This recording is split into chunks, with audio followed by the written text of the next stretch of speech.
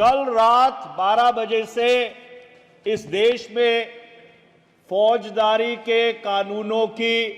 एक नई प्रक्रिया लागू की गई। मुझे ये कहते बहुत ही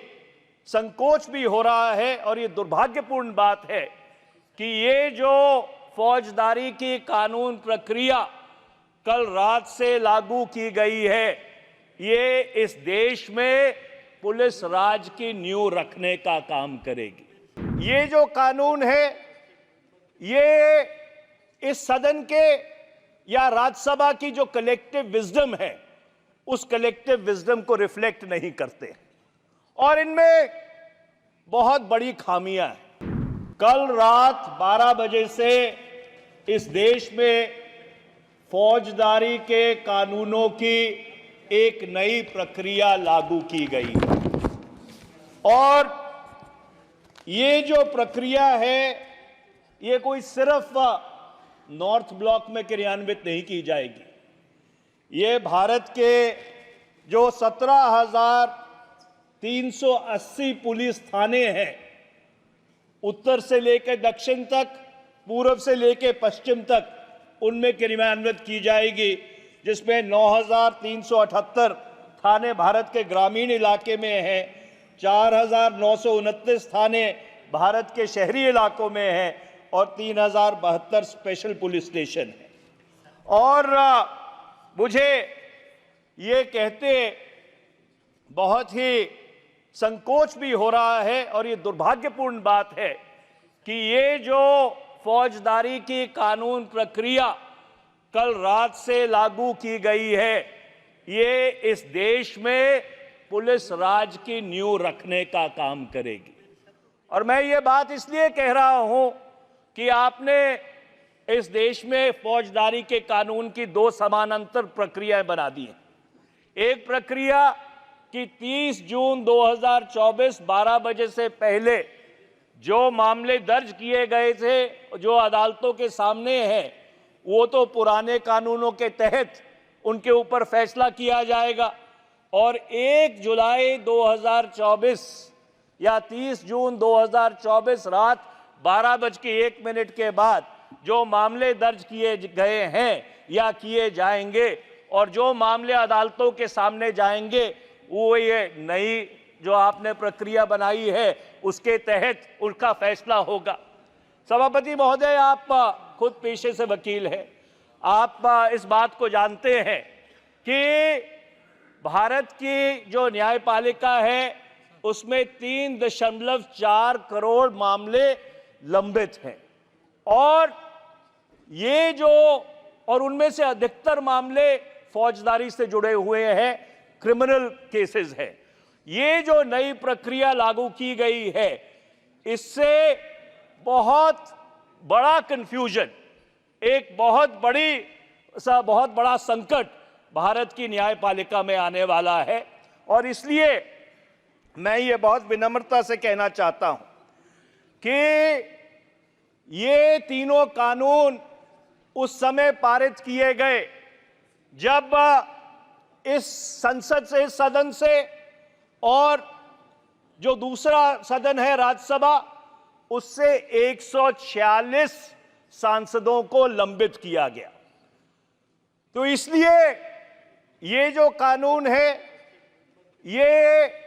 इस सदन के या राज्यसभा की जो कलेक्टिव विजडम है, उस कलेक्टिव विजडम को रिफ्लेक्ट नहीं करते और इनमें बहुत बड़ी खामियां हैं और मैं कुछ खामियों का उल्लेख करना चाहता हूं, क्योंकि ऐसा नहीं है कि ये कानून सिर्फ बीजेपी शासित राज्यों में क्रियान्वित किए जाएंगे, ये पूरे देश में क्रियान्वित किए जाएंगे और इसका नकारात्मक प्रभाव इस देश की 140 करोड़ जनता पे पड़ने वाला है।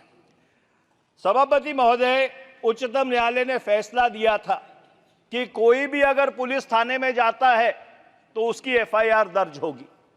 जो नया कानून आया है, उसके तहत आपके जो धारा 173(3) है बीएनएसएस की,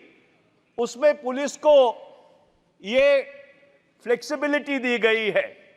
कि जो ऐसे दंड हैं जिसमें 3 से लेकर 7 साल तक की सजा है, उसमें पुलिस एफआईआर दर्ज करे या ना करे, ये उनके विवेक पे छोड़ा गया है। इसका परिणाम क्या होगा? इसका परिणाम यह होगा, जो वंचित है, जो शोषित है, जो दबा हुआ है, जो समाज के कमजोर वर्गों से आता है, उनके पुलिस थानों में एफआईआर नहीं दर्ज होंगे। मैं दूसरे प्रावधान पे आता हूं। इस देश का जो कानून है, जो क्रिमिनल जूरिस्प्रूडेंस है, वो ये कहती है बेल एंड नो जेल। पर जो कानून आप लेके आए हैं, जो सरकार लेके आई है, वो एक चीज बिल्कुल सुनिश्चित कर देती है कि जो व्यक्ति गिरफ्तार हो गया उसकी 60 से लेकर 90 दिन तक जमानत हो ही नहीं सकती, चाहे वो जो जमानत का ट्रिपल टेस्ट है उसको क्यों ना पास करता हो, क्योंकि जो जांच अधिकारी है वो 60 से लेकर 90 दिन तक कभी भी आपकी पुलिस कस्टडी मांग सकता है। तो इसलिए आपने जो सिविल लिबर्टीज हैं उसके ऊपर इतना बड़ा आक्रमण किया है कि कोई भी व्यक्ति अगर गिरफ्तार हो गया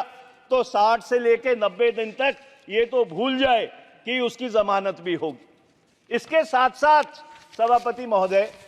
1973 में उच्चतम न्यायालय ने यह कहा था 2 फैसलों में कि जो अभियुक्त है उसको जब अदालत में लाया जाएगा उसकी हथकड़ियां नहीं लगेंगी। वो इसलिए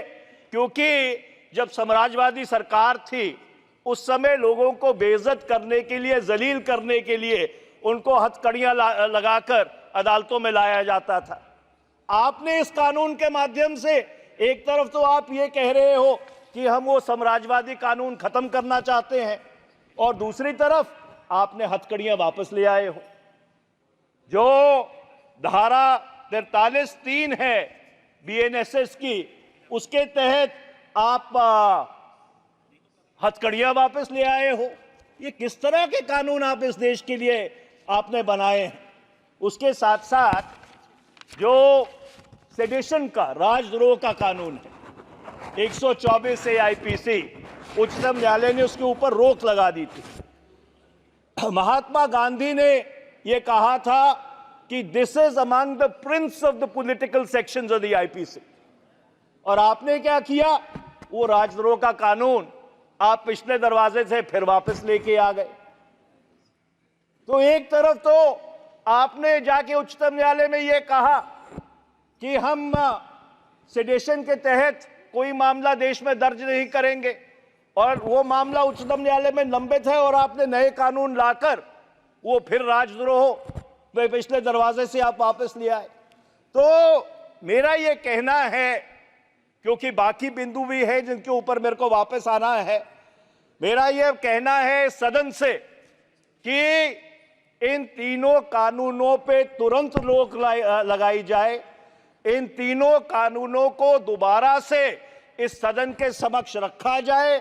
उसको ज्वाइंट पार्लियामेंट्री कमेटी को, संयुक्त संसदीय समिति को भेजा जाए, उनकी दोबारा से समीक्षा हो। नहीं तो आज मैं बहुत जिम्मेवारी से यह बात कह रहा हूं कि जो काम सरकार ने किया है उससे इस देश में पुलिस राज की नींव रखी जा रही है।